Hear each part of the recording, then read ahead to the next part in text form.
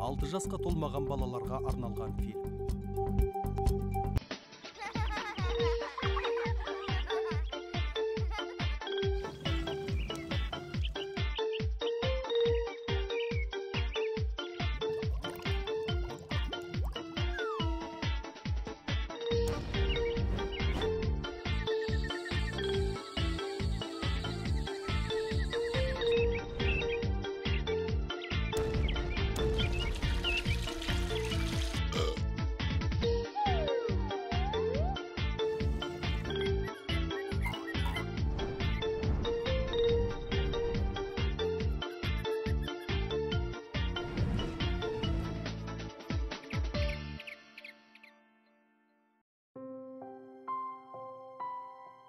Алтын балық.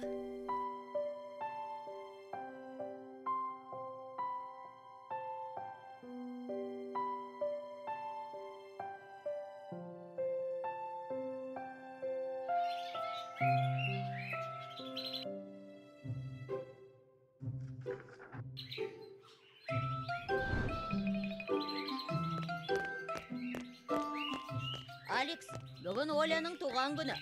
Ал біз Оляға не сыйлаймыз? Білмей, ойланайық. Ойланатын түкте жоқ. Мына мені сыйлаңдар. Ме, ұнамайым ба?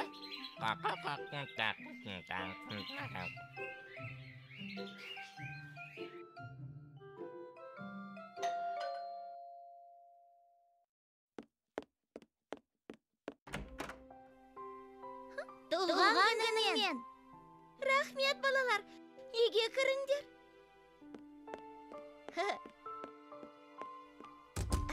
Мұны біздің саған деген сыйлығымыз.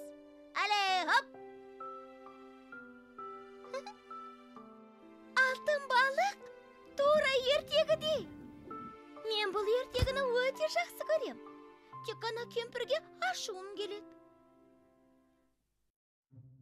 Мен де ол кемпірді жек көрем. Өзі бір қанағатсыз әжей. Мүмкін емес. Балықтар сөйлемейді ғой? Иә, бірақ мен сөйлейм. Балықтардың арасында тек алтын балық қана сөйлей алады. Сен сонда сол ертегідегі алтын балықсың ба? Иә, соның өзімін. Сен де тілек орындай білесің бе? Әрине, айта беріңдер. Бірақ үшінші тілекті менің қалауым бойынша айтасыңдар. Шартым сол. Сонда біз кез келген екі тілек айтсақ, мына балық орындайын деп тұр ма, а? Мына балық емес, алтын балық. Кешіріңіз, алтын балық. Менің түсінбей тұрғаным, сіз 3 тілек орындауыңыз керек, солай емес пе, балалар? Иә, дәл солай. Бәріне 3 тілек, ал бізге келгенде 2-ақ. Бұл жарамайды. Балалар, біз оңаша ақылдасып алайық. Алтын балық ешқайда кетпейді.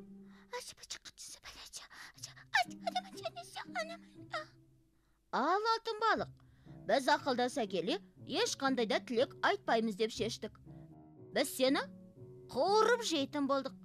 Қалайша? Мен алтын балықпын ғой. 2 тілек аз ба сендерге? Әрине аз. Көріп тұрсың ғой, біз 3-еуміз. Ал тілек 2-ақ. Біреуіміздің тілегімізді кім орындайды? Осы әділдік па?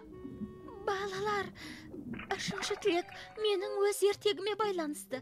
Сендерге бәрін түсіндірем. Ал, құлағымыз сенде. Айта бер, алтын балық.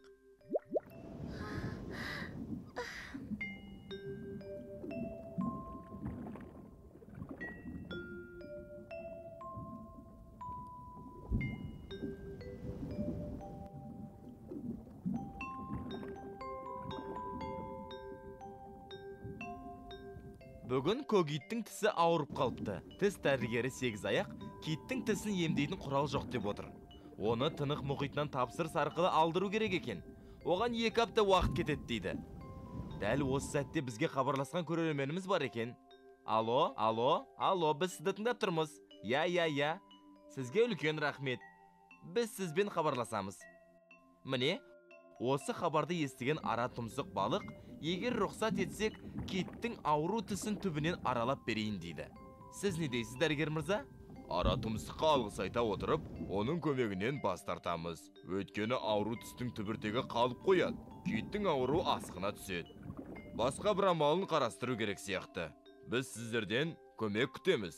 Қап, китке обал болды-ау. Әке, мен таптым. Ой, айналайын, ақылыңнан. Айта ғой балам. Киттің ауру тісіне арқан байлап, үлкен кемеге іліп қойсақ, тісі түбінен жұлынып кетпей ме? Ол өте қауіпті. Баяғыда мен бала кезінде тура осындай оқиға болып, артық қайғылы біткені есімде. Жоқ, болмайды балам. Ал сіз ше, әке, сіз тілек орындаушы алтын балық емессіз бе? Болмаса мен ағайтайын, китке көмектесейік те. Балам, теңіз астында өмір сүретін балықтардың тілегін орындай алмаймыз. Тілекті тек адамдар айтуы керек. Ұқтың ба? Ал адамдарды киттің тісінің ауруы қызықтырмайды. Әке, рұқсат етсеңіз, мені адамдар арасына жіберіңізші. Мен қайтсем де, 3 тілектің біреуін осы китке байланысты айтқызар ем. Ниетің жақсау балам. Бірақ қазіргі заманның адамдары дүниеге қатты қызығып кеткен. Олар сенен үй, қымбат автокөлік, бағалы заттар сұрауы мүмкін. Ал айдаладағы қайдағы бір киттің тіс ауруына ем сұрауы екталай. Қайдан балам? Әке, жіберіңізші, өтінем. Кит 2 апта бойы тіс ауырса қатты қиналады ғой. Жарайт балам, бірақ абай бол. Тілектерін орындайтыныңды білсе адамдар сені қайтадан жібермей қоюлары мүмкін. Тәуекел әке, қайткенде де оралам. Міне, осылай. Жарайт алтын балық. Біз жай, сенің қорқытайын деп әзілдедік. Я, енді бұлай әзілдеспей-ақ қояйықшы. Онда келістік. Туылған күні есі ретінде бірінші тілекті мен айтам. Айта ғой, Оля. Екінші мен. Менің тілегім көк киттің тісі тез арада жазылып кетсін. Мен де осы тілекті айтайын деп едім. Жарайт, бізді 3 минутқа баяғы динозаврлар мекендеген дәуірге жіберші.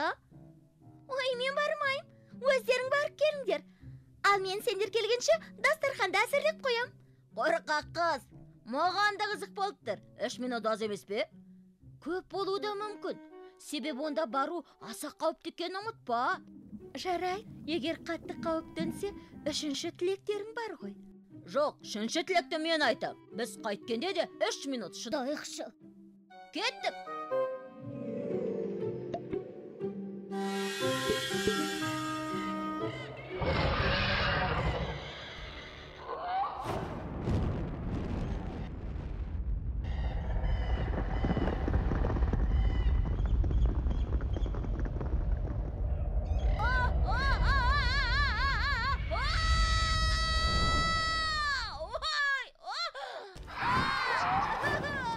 Қанша минут қал? 2 минут бар. 3-ші тілекті айтпайсың ба? Жоқ!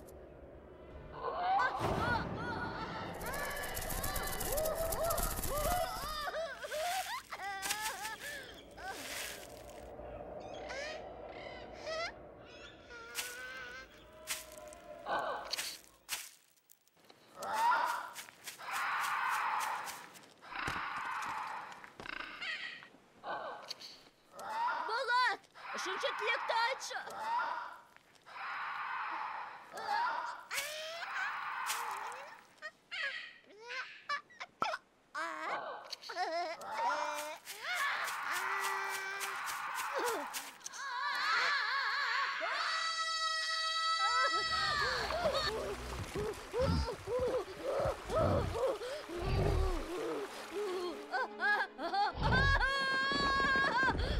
Болат, 3-ші тілекті айтшы. Әйтпесе аман қалмаймыз. Қазір уақыт бітуге таяу қалды. Сәл шыдайықшы. Қанша? 30 секунд. Онда қашайық.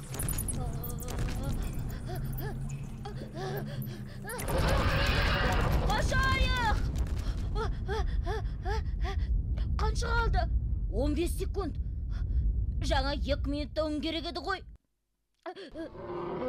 Әне, ана үңгірді паналайық. Кеттік. Балам! 5 секунд. Алекс, тұр дейм. Бәрі бітті. Біз қайдамыз? Балалар, дастарханға келіңдер. Қане шығыңдар. Ал Болат, енді сенің кезегің. Да айтсаңшы тілегіңді. Менің тілегім келесі олимпиадада Қазақстан спортшылары 30 алтын медаль алсын. 30 алтын көп деу екен. 24 болсын. Бірақ спортшылар өте қатты дайындалсын. Әсіресе бокстан. Қуанышты хабар. Көк киттің тісі өздігінен жазылып кетті. Тіпті ауырмады десе болғандай. Бұл кереметке дәрігер 8 аяқта таң қалуда. Я, бұл мен күтпеген нәрсе болды. Сенбесеңіздер, міне қараңыздар.